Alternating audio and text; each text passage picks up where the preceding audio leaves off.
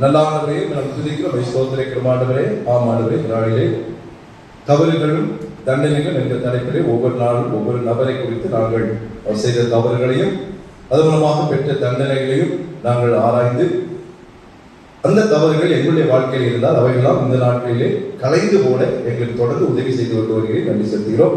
இந்த நாளிலும் உங்களுடைய வார்த்தை மூலமாக என்னோடு பேசும், எங்களோடு பேசும். இயேசு மூலம் கேட்கிறோம், அன்புள்ள பிதாவே, ஆமென். அல்லேலூயா. கர்த்தருக்கு மகிமை உண்டாவதாக.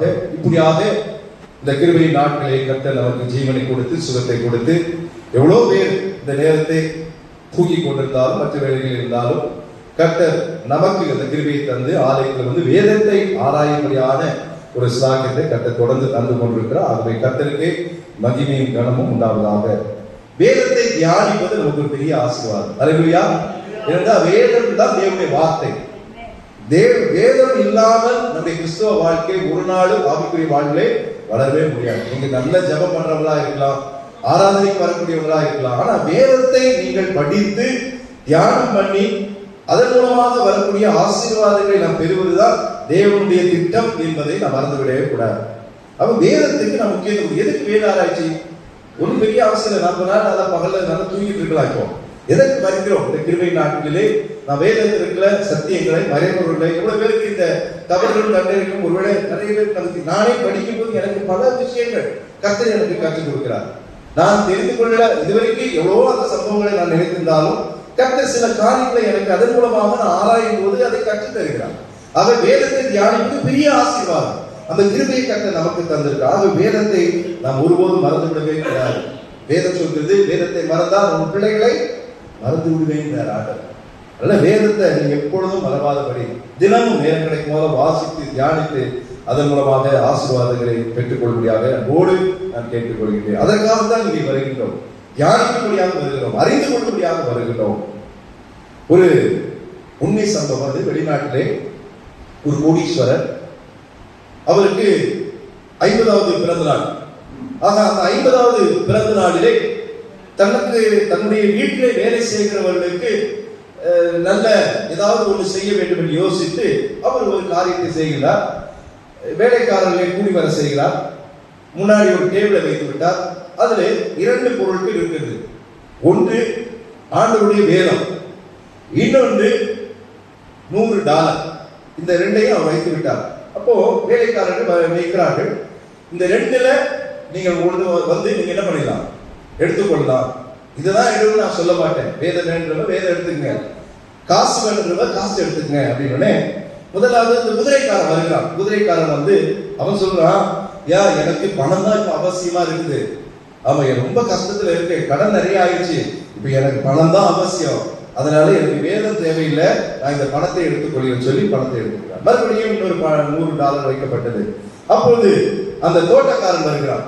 தோட்டக்காரன் வந்து சொல்றான், எனக்கு பார்வை சரியா தெரியாது, நான் அதை வாங்கிட்டு போனாலும் என்னால சரியா படிக்க முடியாது, என்னால அறிந்து கொள்ள முடியாது, அதனால எனக்கு பணம் தான் அவசியம், அந்த பணத்தை நான் எடுத்துக்கிறேன் சொல்லி அவன் பணத்தை எடுத்து போயிட்டான். அடுத்தது காவல்காரன் வருகிறான். காவல்காரன் வந்து சொல்றான், எனக்கு பிரச்சனை என்னன்னா, என்னுடைய குடும்பத்துல என்னதான் இருந்தாலும் எனக்கு இந்த வேதத்தை விட எனக்கு பணம் தான் இந்த உலகத்துல அவசியமாக இருக்கிறது. இன்றைக்கு சாப்பாடுக்கும் எனக்கு பணம் தேவைப்படுகிறது. அதனால இந்த வேதத்தை வைத்துக் கொண்டு என்னால் ஒன்றும் செய்ய முடியாது, நான் என்ன பண்றேன், பணத்தை எடுத்துக்கொள்கிறேன். அப்போ அங்கே இந்த பத்திரிகை போடுகிற பேப்பர் போடுகிற ஒரு பையன் நின்று கொண்டிருக்கிறான். அவனே வர சொல்கிறான். அவன் வருகிறான். அவன் வந்த உடனே நேரம் வருகிறான். எல்லாம் நினைக்கிறாங்க நம்மளே காசு எடுத்துட்டோம், இந்த சின்ன பையன் அவன் காசு தானே எடுப்பான்னா, அவன் என்ன பண்ணா தெரியுமா, இந்த பைபிளை எடுத்து மார்போடு அவன் அணைத்து கொடுக்கிறான். அப்போ அந்த எஜமானனுக்கு ரொம்ப சந்தோஷம். இவ்வளவு பேர் நீங்க காசு எடுத்தீங்களே, இப்ப இவன் மட்டும் பைபிள் எடுத்து வச்சுக்கிறானே, ஏன்பா உனக்கு பைபிள் உனக்கு தேவையா அப்படின்னே. ஆமா, எங்க அம்மா நாங்க ரொம்ப ஏழை, இன்றைக்கு சாப்பாடு கூட எங்களுக்கு வழி இல்லாத சூழ்நிலையில நாங்க இருக்கிறோம், உங்க சம்பளத்தை வாங்கி தான் நான் வாழ்ந்து கொண்டிருக்கிறேன். ஆனா எங்க அம்மா எனக்கு வேதத்தை குறித்து நிறைய சொல்லியிருக்கிறாங்க, அதனால எனக்கு வேதம் தான் அவசியமா இருக்குது. 1000 பொன் வெள்ளியை பார்க்கிறோம், இந்த வேதம் தான் எனக்கு நல்லது என்று ஆண்டவர் கற்றுக் கொடுத்திருக்கிறார், அம்மாவும் கற்றுக் கொடுத்திருக்கிறாங்க, எனக்கு இது போதும் அப்படின்னு. அங்க இருக்கிறவங்க எல்லாம் இந்த பையனை பார்த்து சிரிச்சாங்க. கொஞ்சமாவது அறிவிருக்காடா? கஷ்டம்ன்ற சாப்பாட்டுக்கு வழி இல்லைன்ற $100 வச்சிருக்காங்களா, ஒரு வாரம் ஓடுவேன், அதை எடுக்காம இந்த பைபிள் எடுத்து என்ன பண்ண போற? அவன் சொன்னானா, இல்ல இல்ல, இந்த வேதம் தான் எனக்கு வேணும், இந்த வேதம் எனக்கு கண்டிப்பா என்னை போஷிக்கும் அப்படின்னு சொல்லி என்ன பண்றான்? அவன் எதிரிலே அந்த வேதத்தை பிரிக்கிறான். பெரிய அதிசயம் என்னன்னா, ஒவ்வொரு பக்கத்திலும் $100 வேதத்துக்குள்ள வைக்கப்பட்டிருந்தது. ஹல்லேலூயா! எவ்வளவு பெரிய ஆச்சரியம் பாருங்க. அப்ப எவ்வளவு டாலர் இருந்திருக்கும்? அவன் பெரிய பணக்காரனா ஆயிருப்பான். இந்த வேதத்தை ஒருவேளை இப்ப யோசிக்கிறாங்க, ஐயோ நம்ம இந்த வேதத்தை எடுத்துக்கலாமே, இந்த பையன் எடுத்துட்டானே. இது உலக ஆசீர்வாதங்களை கொடுக்கிற ஒரு கதையாக இருந்தா கூட வேதத்தில் இருக்கிற மகத்துவங்களை நாம் புரிந்து கொள்ள வேண்டுங்க. வேதத்தை நீங்க பிரிக்கவே கூடாது. நம்ம பாஸ்டர் அழகா சொல்லுவாரு, வேதமும் ஜெபமும் ஒரு பறவைக்கு 2 செட்டைகள் மாதிரி. இதுல ஒண்ணு மிஸ் ஆனாலும் நம்ம எங்க போக முடியாது? மேல போக முடியாது, பறக்க முடியாது, ஆவிக்குரிய வாழ்க்கையில் உயர முடியாது. இரண்டும் நமக்கு தேவை, ஜெபமும் தேவை, வேதத்தை. அதனாலதான் அந்த வேத ஆராய்ச்சிக்கு வருகிறோம்.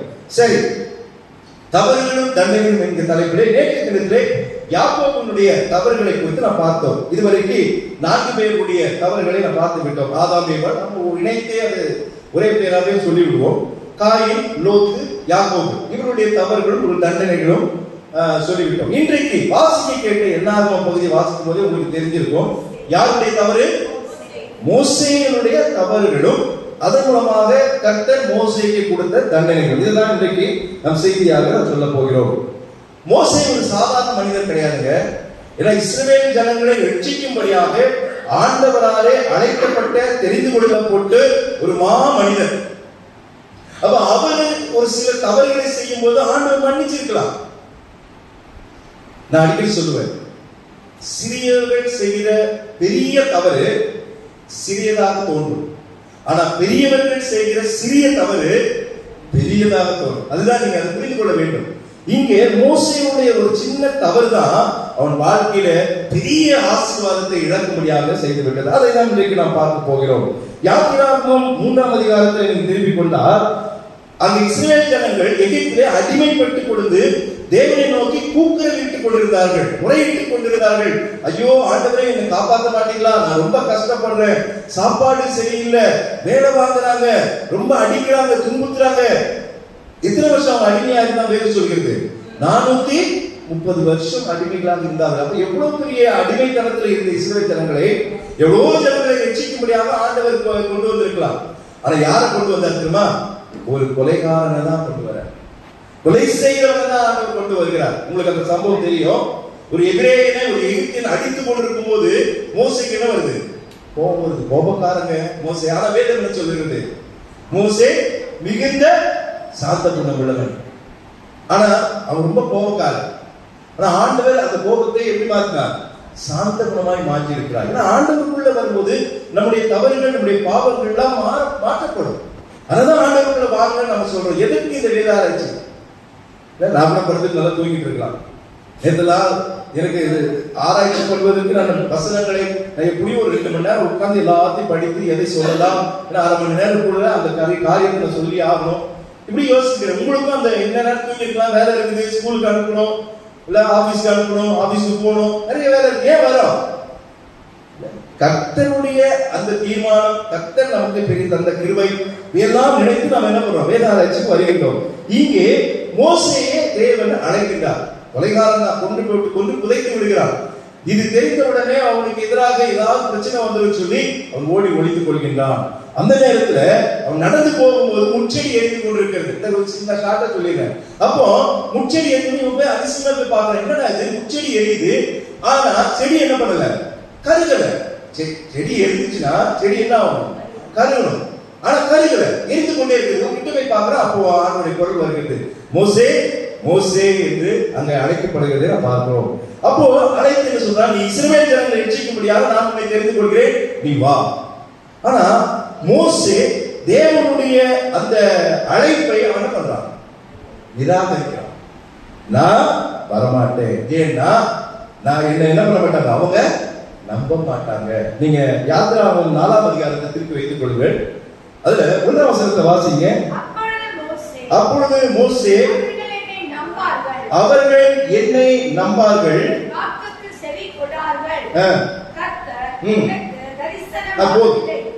போதுமா?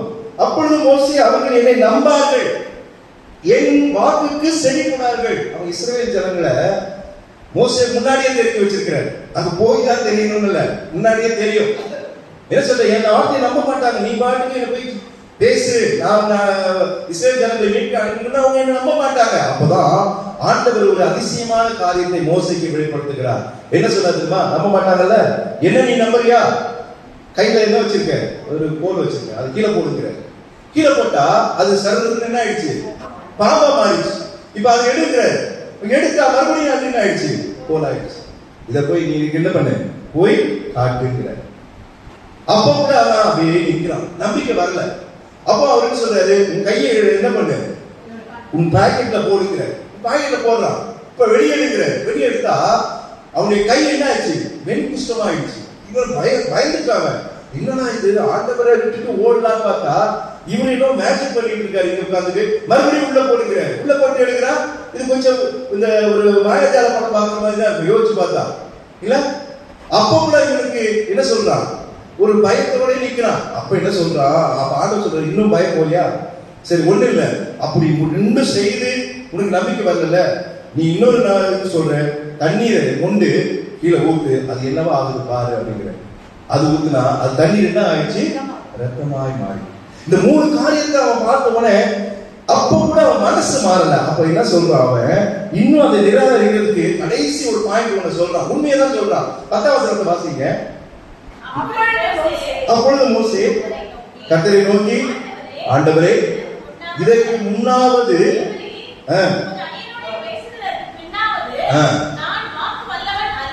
நான் எப்படிப்பட்டவன்? இஸ்ரவேல் ஜனங்களை நீங்க ரட்சிக்கப்படியா என்ன கொண்டு போக சொல்றீங்களே, நான் நல்ல வார்த்தைகளை சொல்றவன் இல்ல, எனக்கு நான் வாக்கு வல்லவன் அல்ல. அடுத்தது, நான் திக்குவாயும் மந்தனாவும் உள்ளவன். நல்ல சொல்றது, நல்ல உண்மைதான். சரியா பேச மாட்டான், பயம் உடையவன். அடிக்கணும்னா அடிச்சிடுவான், கொலை பண்ணா கொலை பண்ணிடுவான். ஆனா பேச தெரியாது. ஒரு சிலர் அப்படித்தானே இருக்காங்க. ரைட்ல கொடுத்து பேசினா என்ன பண்ணுவாங்க? ஆமா, அப்படியே தலை சுத்த ஆரம்பிச்சிடும். அவங்களுக்கு ஒரு பயம் வந்து பேச மாட்டேன் சொல்றேன். நான் இஸ்ரவேல் ஜனங்கிட்ட நான் எப்படி பேச முடியும்? அப்போ ஆண்டவர் என்ன சொல்றாரு தெரியுமா, உனக்கு பேசுறதுலாம் வராது, அதுக்கு ஒரு ஆளா அனுப்புறேன். ஆண்டவர் எல்லாமே திட்டத்தோட அனுப்புறாருங்க. ஆனா யோசிச்சு பாருங்க, ஏன் ஆரோட கூட அனுப்பணும்? அதையும் யோசிச்சாலே எனக்கு ஆச்சரியமா இருந்தது. இல்ல ஒண்டியா போய் இவ்வளவு பேர் அவன் என்ன பண்ண முடியாது. ஆமா, ஒரு சப்போர்ட்டுக்கு ஒரு ஆள் வேணும். ஆண்டவர் எப்பவுமே 2 பேர் 3 பேர் அப்படிதான் அனுப்புறாரு, தனியா அனுப்புறது கிடையாது. ஆனா அவன் என்ன சொல்ற, நான் உனக்கு வாயாக இருந்து நான் பேசுவேன் சொல்லியிருக்கலாம்ல, நீ ஏன் கவலைப்படுற? உன் வாயில நான் இருப்பேன், நான் பேசுவேன். அப்படி சொல்லல அவன். உனக்கு பேச்சுதானே வேணும். உன் சகோதரன் ஆறு நல்லா பேசுவானா? ஆமா, நல்லா பேசுவான், அவனை கூட அனுப்புறேன். நீ செயல மட்டும் செய், பேச்சு யாரு வரும்? ஆமா, அங்கேயே டப்பிங் ஆரம்பிச்சிருச்சு. யோசிச்சு பாருங்க, எவ்வளவு ஆச்சரியம். அதுக்கப்புறம் அவனால நிராகரிக்க முடியல, நடக்குது. இஸ்ரவேல் ஜனங்களை காப்பாற்ற முடியாத பார்வோன்ட்ட போற. அவங்களுக்கு தெரியும், அந்த 10 வாதைகளை அனுப்புறாங்க. ஆண்டவர் முன்னாடி இதெல்லாம் தீர்க்க தரிசனமா சொல்லிட்டார், எல்லாம் நடக்கும் எல்லாம். ஆனா பார்வோன் கடைசி வரைக்கும் அனுப்ப மாட்டான், வாதைகளை அனுப்புவேன், இது முன்னாடியே சொல்லிட்டார் ஆண்டவர். ஆனா கடைசியில அனுப்புவான், அதுக்கப்புறம் நீங்க கொண்டு போவீங்க, இப்படிதான் ஆண்டவர் சொல்றாரு. ஆனா என்ன நடக்குது? 10 வாதைகள். தண்ணீர் ரத்தமாய் மாறுகிறது, தவளைகள் வருகிறது, பேய்கள் வருகிறது, வண்டு வருகிறது, மகா புதிதான கொள்ளை நோய் வருகிறது, கொப்புளங்கள் வருகிறது, கண்மலையும் அக்கினியும் வருகிறது. கண்மலையும் பெய்து ரோட்ல அக்கினியும் போகுது. எப்படி ஒரு விசித்திரமான ஒரு காரியம் பாருங்க. அப்ப வெட்டுக்கிளிகள், எகிப்து முழுவதும் வெட்டுக்கிளிகள், 3 நாள் காரிருள். 10வது வாதையாக எகிப்தில் உள்ள ஒவ்வொருடைய தலைப்பிள்ளைகள் சங்காரம் பண்ணப்படுகிறார்கள். எவ்வளவு பயங்கரமான ஒரு கொடிய வாதைகள் ஆண்டவர் அனுப்புகிறார். அப்போ கூட இந்த 9 வாதைகளில பார்வோன் மனசு மாறல. 10வது வாதை வந்த போது அவன் என்ன பண்றான்? முடிவு எடுத்து அனுப்பிவிடுறான். இதுக்கு மேல இருந்தா நம்மள காலி பண்ணுவாங்கன்னு சொல்லி அனுப்பி விடுறான். இது உங்களுக்கு தெரியும் இந்த சம்பவம். சரி, இது கானான் தேசத்துக்குள்ளே அவங்க ஆண்டவர் பிரவேசிக்கும்படியாக இந்த மோசே, ஆரோன், மிரியாம் மூலமாக இந்த அருமையான ஜனங்களை ஆண்டவர் வழி நடத்தி கொண்டு வருகிறார். சரி, இப்போ நான் சம்பவத்துக்கு வருகிறேன். நடந்தது என்ன? நிறைய சம்பவங்கள் உங்களுக்கு நடந்தது. ஆனா மோசேயுடைய தவறு எங்க நடக்குதுன்னா, முதலாவதாக யாத்திராகமம் 17ஆம் அதிகாரம் 1-3 வரைக்கும் வாசிங்கள். யாத்திராகமம் 17. கர்த்தருடைய கட்டளையின்படியே சீன் வனாந்தரத்திலிருந்து புறப்பட்டு பிரயாணம் பண்ணி ரெதீமிலே வந்து பாளையம் இறங்கினார்கள். அங்கே தண்ணீர் இல்லாது இருந்தது. இது ஒரு கஷ்டமான சூழ்நிலை. ஏன்னா அவங்க வனாந்தரத்துல நடந்து வராங்க, தண்ணி தாகம் எடுக்கும். அங்கங்க கிடைக்கிற தண்ணீரை சேர்த்துலாம் வைக்க முடியாது. அங்கங்க எங்க தண்ணி கிடைக்குதோ தண்ணியை குடிச்சுக்கிட்டு அவங்க வருவாங்க. அப்போ இந்த இடத்துல ரொம்ப தாகத்தோடு எல்லாருமே இருக்கிறாங்க, ஏன்னா ரொம்ப நடந்து வந்துட்டாங்க. அப்ப தண்ணீர் இல்லாத இருந்ததுனால அவங்களுக்கு ரொம்ப கஷ்டம். ஆனா இஸ்ரவேல் ஜனங்கள் எப்பொழுதுமே நம்மள மாதிரி தான், நல்லது நடந்தா ஆண்டவர் நமக்கு நன்றி சொல்லுவோம். நமக்கு ஏதாவது கெட்டது வந்துச்சுன்னா ஆண்டவர் என்ன பண்ணுவோம், திட்ட மாட்டோம். ஆனா என்ன ஆண்டவரே இப்படி செஞ்சுட்டீங்க அப்படி செஞ்சுட்டீங்க, எவன் மூலமா நல்லா இருக்கான், ஆனா நான் பைபிள் வாசிக்கிறேன், ஜெபம் பண்றேன், வேதாராய்ச்சிக்கு வரேன், ஆலயத்துக்கு போறேன், எனக்கு மட்டும் இந்த தண்டனை கொடுத்துட்டு இருக்கீங்களா, அப்படிதான் நம்ம சொல்லுவோம். இல்ல இஸ்ரவேல் ஜனங்க அப்படிலாம் கிடையாது, டைரக்டா அடிப்பாங்க, நேரடியா அடிப்பாங்க. என்னையா நீ மோசையை பார்த்து சொல்லு, நீ என்னையா மனுஷன், ஒழுங்கா எகிப்துல 2 வேளை சோறாவது கிடைச்சிட்டு இருந்துச்சு, கொஞ்சம் தண்ணியா இருக்கு, அப்படிதான் பேசுறாங்க. இப்ப வீட்டுல போய் படிச்சு பாருங்க. ஆனா இங்க கொண்டு வந்து தண்ணீர் இல்லாம சாகிறதுக்கா எங்களை நீங்க கொண்டு வந்தீங்க அப்படின்னு இவருக்கு ரொம்ப கோபத்தோட தான் இருக்கிறாரு. ஆனா சாந்த குள்ள பண்ணுவார். ஆனா என்ன பண்ணாரு, சரி சொல்லிட்டு ஆண்டவர்கிட்ட கேட்கிறாரு. அப்போ 17ஆம் அதிகாரத்துல 6ஆம் வசனத்தை வாசிங்க. அங்கே நான் உனக்கு முன்பாக கண்மலையின் மேல் நிற்பேன், நீ அந்த கண்மலையை அடி என்கிற. நான் கண்மலையின் மேல் நிற்பேன், நீ அந்த கண்மலையின் மேல் நிற்கிற என்னை அடின்னு ஆண்டவர் சொல்லல, கண்மலையின் மேல அடிங்கிற. அப்ப என்ன பண்றான், தன்னுடைய கோலை வைத்து அடிக்கிறான். அடிச்ச உடனே ஒரு அதிசயம் நடக்குது. என்ன நடக்குது, கண்மலையிலிருந்து தண்ணீர் வருகிறது. இது ஒரு சம்பவம். இந்த சம்பவத்தினாலே அவர்கள் எல்லாரும் தண்ணீரை குடித்து விட்டு மீண்டும் கானான் தேசத்துக்குள் நடக்க ஆரம்பிக்கிறார் போவதற்காக. இந்த சம்பவத்தை போல மீண்டும் ஒரு சம்பவம் நடக்கும் போதுதான் மோசேயுடைய தவறு வருகிறதை நாம் பார்க்கிறோம். மீண்டுமாக இதே ஒரு சம்பவம். இது ஓரே மலையில் இருந்த கண்மலையில் இருந்து ஆண்டவர் தண்ணீர் கொண்டு வந்தார். இப்பொழுது கானானுக்குள்ளே போவதற்கு முன்பதாக காதேஸ் என்கிற அந்த ஊருக்கு கடந்து செல்லும் போது அங்க ஒரு மலை இருக்கிறது. மீண்டும் அதே பிரச்சனை என்னாகும். இப்ப என்னாவது திருத்திக்கணும். 20ஆம் அதிகாரம் 8ஆம் வசனத்தை வாசிங்க. 20ஆம் அதிகாரம் 8ஆம் வசனம்.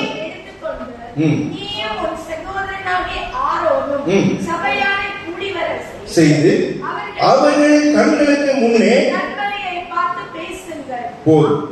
போதும். இப்போ இதே பிரச்சனை அங்க நடந்த யாத்திராகமத்துல நடந்த அதே பிரச்சனை, இப்போ அத ஒரே மலையில நடந்த அதே பிரச்சனை இங்கே நடக்குது. என்னது, தண்ணீர் இல்லாம இருக்குது. மிரியாம் மரித்து விட்டார்கள், அவர்கள் அடக்கம் பண்ணியாச்சு. இப்பொழுது 2ஆம் வசனத்தில் 20ல ஜனங்களுக்கு தண்ணீர் இல்லாத இருந்தது. அப்பொழுது அவர்கள் மோசேக்கும் ஆரோனுக்கும் விரோதமாக கூட்டம் கூடினார்கள் என்று வாசிக்கிறோம். எவ்வளவு அற்புதமாய் ஆண்டவர் நடத்திருக்க. 10 வாதைகளை எகிப்துக்கு அனுப்பி இவர்கள் நடந்து வர செய்து, பார்வோன் சேனைகளோடு வரும்போது செங்கடலை 2ஆக பிளந்து இவர்களை மட்டும் வெளியே கொண்டு வர செய்து அவர்களை கடலிலே மூழ்க செய்து, அதற்கு மேகஸ்தம்பம் அக்னி ஸ்தம்பத்தெல்லாம் அனுப்பி இவர்களை போஷித்து மன்னாவை கொடுத்து எவ்வளவு அற்புதமாய் ஆண்டவர் இவர்களை நடத்தி வந்தார். நன்றி கெட்ட இந்த இஸ்ரவேல் ஜனங்கள் மோசேக்கும் ஆரோனுக்கும் விரோதமாக கூட்டம் கூடி கலகம் செய்தார்கள் என்று வாசிக்கிறோம். இந்த சம்பவம் மோசே சாந்த குணம் உள்ளவன், இப்போ அவனை என்ன பண்ணிடுச்சு, அந்த சாந்தத்தையே கவிழ்த்துச்சு. இது இந்த இஸ்ரவேல் ஜனங்களுடைய செய்தி. ஏன் தெரியுமா, இவனை கல்லறிந்து கொள்ள வேண்டும் என்று அந்த போடப்படவில்லை. ஆனா மோசே சொல்லுகிறார். மோசே என்ன சொல்லுகிறார், நீங்க பாருங்க 5ஆம் வசனம் வாசிங்க. விதைப்பும் அத்திமரமும் திராட்சை செடியும் மாதளம் செடியும் குடிக்க தண்ணீரும் இல்லாத இந்த கெட்ட இடத்தில் எங்களை கொண்டு வரும்படி நீங்கள் எங்களை எகிப்திலிருந்து புறப்பட பண்ணின. சரி, இந்த சம்பவம் ஏற்கனவே யாத்திராவில் படித்த அதே சம்பவம் தான். என்ன நடக்குது, கர்த்தருடைய வார்த்தையை இவன் கவனிக்க முடியாத அளவுக்கு கோபம் அவனுக்குள்ளே வந்துவிட்டது, அவசர புத்தி அவனுக்குள்ளே இருந்து விட்டது. ஏன்னா நான் தான் சொல்றேன், சிறியவர்கள் செய்கிற பெரிய தவறு கூட நம்ம பெருசா எடுத்துக்க மாட்டோம், சின்னதாயிடும். ஆனா இவன் பெரிய மனிதன், ஆண்டவராலே அழைக்கப்பட்டவர், இஸ்ரவேல் ஜனங்களை ரட்சிக்கும்படியாக அழைக்கப்பட்டவர். ஒரு சின்ன தப்பு கூட செய்யக்கூடாது. அப்பொழுது அவன் கொலை செய்து எகிப்தியனை புதைத்து விட்டு வந்தவன் தான். ஆனா ஆண்டவராலே தெரிந்து கொள்ளப்பட்டவர்கள் அவனுடைய குணங்கள்லாம் மாறிவிட்டது. அவன் என் வீட்டில் எங்கும் உண்மை உள்ளவன், ஆண்டவர் அவனை குறித்து சாட்சி சொல்கிறார். அவன் மிகுந்த சாந்த குணங்களுடன் சொல்கிறார். ஆனா இன்றைக்கு அவனுடைய உண்மையும் அவனுடைய சாந்தமும் இங்க பரிசோதிக்கப்படுகிற சூழ்நிலையிலே ஆண்டவர் அவனை கொண்டு வந்து விட்டார். ஆண்டவர் தான் அதை அனுமதிக்கிறார். ஏன்னா ஆண்டவருடைய திட்டத்தை நீங்க மாற்றவே முடியாதுங்க. இஸ்ரவேல் ஜனங்கள் என்ன சொல்றாங்க, இங்க அவனை எப்படியாவது கூட்டம் கூடி நீங்க இப்படிலாம் பண்ணீங்களான்னு சொல்லி கல்லெடுத்து கொள்ற அளவுக்கு அங்க வந்து விட்டார்கள். அப்பொழுது அவர் சொன்ன வார்த்தையை நம்ம கவனிக்கணும். கண்மலையை பார்த்து பேசுங்கள் என்று சொல்றாருங்க. முதல்ல யாத்திராகமத்துல என்ன சொன்னாரு? கண்மலையை பார்த்து அடிக்கிற, நான் நிற்கிறேன், மலை மேல நிற்கிறேன், நீ கண்மலையை அடிக்கிற, அங்க தண்ணீர் புறப்பட்டு வருகிறது. இங்க கண்மலையை பார்த்து பேசுங்கள் என்று சொல்லுகிறார். பேசதான் சொன்னார். ஆனா இவனுக்கு கோபம். இந்த இஸ்ரவேல் ஜனங்கள் இவ்வளவு நடந்தும், இவ்வளவு தேவனிடத்திலே அனுபவித்தும், இவ்வளவு நல்ல காரியங்கள் நடந்தும், எகிப்தில் அடிமைகளாக கிடந்த இவர்களை ஆண்டவர் பாலும் தேடும் ஓடுகிற கானான் தேசத்துக்குள்ளே கொண்டு வருவதற்கு இவர்களை எவ்வளவு பிரயாசப்பட்டு அழைத்து வருகிறார். ஆனா இவர்கள் நன்றி கிட்ட ஜனங்களாக இருக்கிறார்கள் சொல்லி 10ஆம் வசனத்துல தன்னுடைய கோபத்தின் வெளிப்பாடை அங்கு வெளிப்படுத்துகிறதை பார்க்கிறோம். மோசேயும் ஆரோனும் எல்லாரும் வாங்க, எல்லாம் ஓடிவாங்க, அப்படிதான் கூப்பிடுறாங்க, எல்லாரும் வாங்க, கண்மலைக்கு முன்பாக கூடிவர செய்தார்கள். அப்பொழுது மோசே அவர்களை நோக்கி கலகக்காரரே கேளுங்கள் என்று சொல்ல, கலகக்காரர்களே கேளுங்கள் என்று சொல்லி, உங்களுக்கு இந்த கண்மலையிலிருந்து நாங்கள் தண்ணீர் புறப்பட பண்ணுவோமா என்று சொல்லி 16ஆம் வசனத்தை வாசிங்க. அங்கதான் தவறு செய்கிறோம். தன் கையை ஓங்கி, நல்ல கவனிங்க, அப்படி அடிக்கிறவன் கூட எப்படி அடிச்சிருக்கணும்? தட்டினா போதும். அடிக்கணும், சும்மா தட்டினாலே போதும். போதும், மலை மேல பட்டா என்ன வந்துடும்? தண்ணீர் வந்துடும். ஆனா இவன் கோபமா இருக்கிறாங்க, என்ன பண்றான்? ஓங்கி கண்மலையை தன் கோலினாலே, இங்க அதுவும் ஒரு பெரிய தப்பா செய்யுது. எத்தனை வாட்டி அடிக்கிறான்? 2 தடவை. இது ஒருவேளை நிறைய ஆவிக்குரிய அர்த்தங்கள் இருந்தாலும் கூட சிலுவையில ஆண்டவரை ஒருமுறை தான் மரிக்கணும். ஆனா இவன் என்ன பண்ணிட்டான்? சிலுவையில 2 தடவை மரிப்பதற்கான ஒரு அடையாளத்தை அங்க என்ன பண்றான்? 2 முறை அடித்து விட்டான் என்று சொல்லி ஒரு வேத பண்டிதர் சொல்கிறதை பார்க்கிறோம். அதனால ஆண்டவருடைய கோபத்தை அவன் என்ன பண்றான்? பெற்றுக்கொள்கிறதை பார்க்கிறோம். ஓங்கி அடித்தான், தண்ணீர் வந்தது. ஆண்டவர் சொல்லாததான் இவன் செய்தான், செய்யக்கூடாததான் செய்தான். ஆனா அற்புதம் நடந்தது, தண்ணீர் வந்தது. தண்ணீர் வச்சு எல்லாம் தாகம் தீர்த்தார்கள். ஆனா பிரச்சனை யாருக்கு வந்துருச்சு? ஆரோனுக்கும் வந்துருச்சு. 8 பேர் என்ன சொல்றா தெரியுமா? தண்டனை என்ன தெரியுமா? இந்த தவறு அவனுக்கு பெரிய தண்டனை. இவருடைய லக்கு, இவருடைய வாஞ்சை, ஆண்டவர் அழைத்த நோக்கம் இஸ்ரவேல் ஜனங்களை எங்க கொண்டு போகணும்? கானான் தேசத்துக்குள்ள கொண்டு போகணும். அப்ப கொண்டு போனா மட்டும் பார்த்தால் யார் கூட போகணும்? மோசேயும் போகணும். ஆனா ஆண்டவர் என்ன தண்டனை கொடுத்தா தெரியுமா? உபாகமம் 20ஆம் அதிகாரம் 12ஆம் வசனத்தை வாசிங்க. தண்டனை பாருங்க, பெருசா இருக்குது. நோக்கி, இஸ்ரவேல் புத்திரனின் கண்களுக்கு முன்பாக என்னை பரிசுத்தம் பண்ணும்படி நீங்கள் என்னை விசுவாசியாமல் போனபடியினால் இந்த சபையாருக்கு நீங்கள் அவர்களை கொண்டு போவதில்லை. யாருக்கு? மோசேயும் ஆரோனையும் பார்த்து. ஏன்னா அங்க மோசையை பார்த்துதான் யாத்திராகமத்துல மோசையை மட்டும் சொல்ற. ஆனா இங்க 2 பேருக்கும் அந்த கட்டளை கொடுக்கிறார்.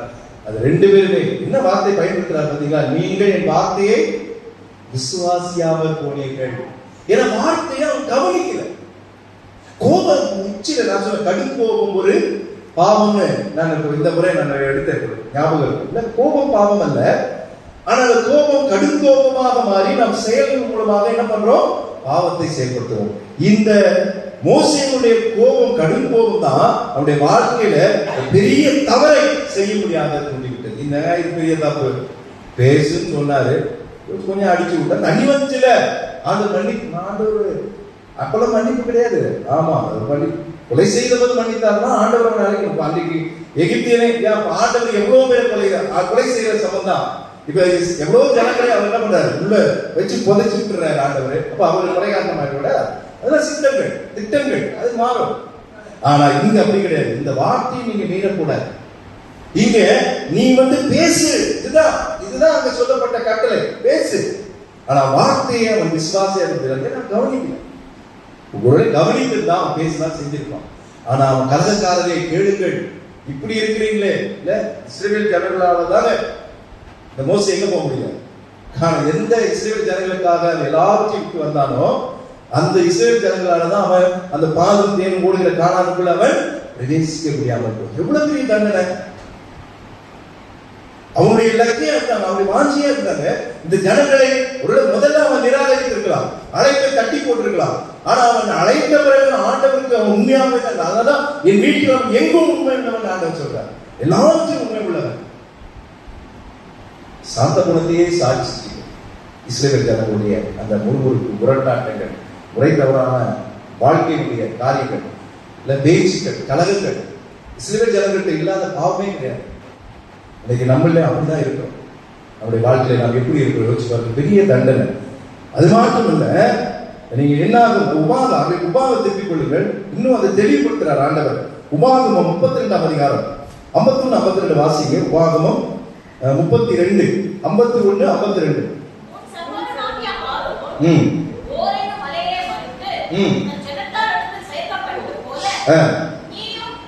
நீயும் ஏற போகிற மலையிலே மரித்து, இதை அப்படி கொஞ்சம் நிறுத்திக்கங்க. நீயும் மரித்து என்று சொல்லுகிறார். வேதம் சொல்கிறது. அவனுக்கு இந்த வார்த்தை அவன் பெறும்போது அவனுடைய வயசு என்ன தெரியுமா? 120. 120 வரைக்கும் மோசேக்கு என்ன குறையல, பார்வையும் குறையல, பலனும் குறையல. அப்ப அவன் எப்படி மறிப்பான் யோசிச்சு பாருங்களேன். ஆனா ஆண்டவர் சொல்லிட்டாரு, நீ என்ன பண்ணுவ? மறித்து விடுவாய். அப்புறம் அப்போவாது ஆண்டவர் கொஞ்சம் இறக்கம் பாராட்டி இதெல்லாம் சொல்லிட்டாரு. அந்த தண்டனையை மீண்டும் ஞாபகப்படுத்துறாரு. 52 வசனத்தை வாசிங்க. நான் இஸ்ரவேல் புத்திரருக்கு கொடுக்க போகிற எதிரே என்னது வந்துட்டாங்க. இப்ப பார்த்துட்டான். என்ன பண்றான்? கானான் தேசம் அதோ இருக்கு. எங்கெங்கெல்லமோ அலைஞ்சி தெரிஞ்சு காடு மலை எல்லாம் வனாந்தரம் எல்லாத்தையும் கடந்து இப்படிலாம் கூட்டு வந்துட்டு கானான் தேசத்தை பார்த்துட்டான். ஆனா ஆண்டவர் சொல்றார், நீ பார்ப்பாய், ஆனாலும் அதற்குள் நீ பிரவேசிப்பதில்லை என்றார். ஆண்டவர் எப்படி மனசுல வச்சிருக்கிறார் பாருங்க. நீங்க செஞ்ச தவறெல்லாம் மன்னிச்சிருவான்னு நினைக்கிறீங்களா? மன்னிக்கிற மாதிரி இருக்குங்க. ஆனா ஆண்டவர் மறக்க மாட்டார். தப்பு செய்யாது. ஆண்டுடைய பிள்ளைகள் தவறக்கூடாது. மூசை தேவனுடைய பிள்ளையா இருந்தால் கூட ஒரு சின்ன தப்பு பேசுன்னு சொன்ன அடிச்சாரு. அது ஆளை கூட அடிக்கல, கல்லதான் அடிச்சாரு. ஆனா ஆண்டவரை அடித்ததற்கு சமம். 2 முறை ஆண்டவரை அடித்ததற்கு சமம். நாம் சிலுவையில் ஒரு முறை தான் ஆண்டவரை அடிக்கணும். நம்ம என்ன பண்றோம்? அடிக்கடி அடிச்சுக்கிட்டு, நம்ம 2 முறை இல்லை, ஆமா 2000 முறை அடிச்சுக்கிட்டே இருக்கிறோம். அவரும் பாவம் மறிச்சுக்கிட்டே இருக்கிறார் நமக்காக. எப்படி வாழ்க்கையில தவறுகளை ஆண்டவர் சுட்டி காட்டும் போது தவறுகள், அதனால இந்த வேதாராய்ச்சி நோக்கமே மீண்டும் நமக்கு இருக்கிற அந்த தவறுகளை நாம் மீண்டும் செய்யவே கூடாது. இங்க ஆண்டவர் திட்டமாக சொல்லிட்டாரு, நீ பார்ப்பாய், ஆனாலும் அதற்குள் நீ பிரவேசிப்பது. ஆனாலும் அங்க ஆண்டவரை அடக்க மாட்டார். அவ்வளவு முடிஞ்சிச்சு, மறித்திருக்கான், அவனை அடக்க மாட்டாங்க. ஆனா யாருக்கும் கிடைக்காத பெரிய ஆசீர்வாதத்தை ஆண்டவர் யாருக்கு கொடுத்தார் தெரியுமா? மோசேக்கு கொடுத்தார். என்ன நடந்தது தெரியுங்களா? இவ்வளவு ஒரு பெரிய தண்டனை கொடுத்தா கூட ஆண்டவருடைய மனசு மோசேக்காக இறங்கி இந்த வேதத்திலே யாருக்கும் கிடைக்காத ஒரு பெரிய சாக்கியத்தை மோசேக்கு ஆண்டவர் கொடுத்தார். என்ன நடந்தது தெரியுமா? உபாகமம் 34 5ஆம் வசனத்தை வாசிங்க. அப்படியே கர்த்தரின் தாசனாகிய மோசே மோவாப் தேசமான அவரிடத்திலே எப்படி மரிச்சானே தெரியாது. கர்த்தருடைய வார்த்தை எப்படி மரிச்சா தெரியாது. வேதம் சொல்கிறது, நீங்க 7ஆம் வசனத்துல மோசே மரிக்கிற போது 120 வயதா இருந்தான். அவன் கண் இருளடையவும் இல்லை, அவன் பலன் இப்படி இருக்கிறவன் எப்படிங்க சாமா, எப்படி செத்தான் தெரியாது. ஆனா கர்த்தருடைய வார்த்தை அவன் சொல்லிட்டார், நீ மலை மேல போவ, நீ என்ன பண்ணுவ? மரித்து விடுவான், மரித்துப்பான். ஆனா வாசிங்க 6ஆம் வசனம் வாசிங்க. அவர் யாரு? கர்த்தர். அவன் யாரு? மோசே. கர்த்தர் மோசேயை மோவாப் தேசத்தில் உள்ள பெத்தேயோருக்கு எதிரான பள்ளத்தாக்கிலே, ஹல்லேலூயா ஹல்லேலூயா, முதல் அங்க மோசேய ஃபியூனரல் சர்வீஸ் பண்ணது யாரு? ஆண்டவர் பண்ணாருங்க. ஹல்லேலூயா, ஆண்டவர் செய்தாருங்க. அடக்கம் யார் பண்ணா? ஆண்டவர். எவ்வளவு பெரிய கிருபை யோசிச்சு பாருங்க. இல்ல, அடக்கம் பண்ணுவதிலும் கிருபை இருக்குது. இங்கே ஆண்டவர் மோசே யாருக்கும் கிடைக்காத அந்த கிருபை. ஜனங்க தான் அடக்கம் பண்ணுவாங்க, இல்ல ஆசாரியர்கள் அடக்கம் பண்ணுவாங்க. ஆனா இங்க யார் மோசே அடக்கம் பண்ணாங்க? கர்த்தர் அடக்கம் பண்ணினார். ஹல்லேலூயா. 120 வயதுக்கு அவன் பலன் குறையில, பார்வை குறையில. ஆனாலும் கர்த்தருடைய வார்த்தைப்படியே அவன் மரித்தான். கர்த்தரே மோசேயை அடக்கம் பண்ணார். ஹல்லேலூயா. ஆனா தவறுகளுக்கான தண்டனையை ஆண்டவர் கொடுத்துட்டார். நீ பார்ப்பாய், ஆனா கானான் தேசத்துக்குள்ள கர்த்தருடைய பிள்ளைகளே, மோசே பெரிய ரட்சகர், இஸ்ரவேல் ஜனங்களை ரட்சிக்க முடியாம வந்தார். நிராகரிக்க பார்த்தான், முடியல. ஆண்டவர் அழைத்தார், வைராக்கியத்தோடு வந்தான், எல்லாத்தையும் செயல்படுத்தினார். ஆனா செய்த ஒரு சிறிய தவறு பெரிய தண்டனையை கொண்டு வந்தது. நம்முடைய வாழ்க்கையிலே தவறுகளை நாம் செய்யாமல் இருக்க நாம் ஆண்டவரை நோக்கி சொல்றோம். ஆண்டவரை சின்ன சின்ன தப்பு, சின்ன சின்ன பாவங்கள், சின்ன பாவமும் பெரிய பாவம் தான், தவறு தான் ஆண்டவரை பிள்ளைகள் செய்யலாம். அதற்கு நாம் அந்த விதிவிலக்கையாக ஆபத்து ஆராய்ச்சி வருகிறோம். நோக்கமே அதுதான். வார்த்தைகள் மூலமாக பேசப்படுகிற மனிதர்கள் மூலமாக நாம் தவறுகளை நாமும் ஆராய்ந்து அவைகளிலிருந்து நாம் தண்டனை பெறாதபடிக்கு நாம் தப்பித்துக் கொள்வதற்காக இந்த ஆராய்ச்சி வருகிறோம்.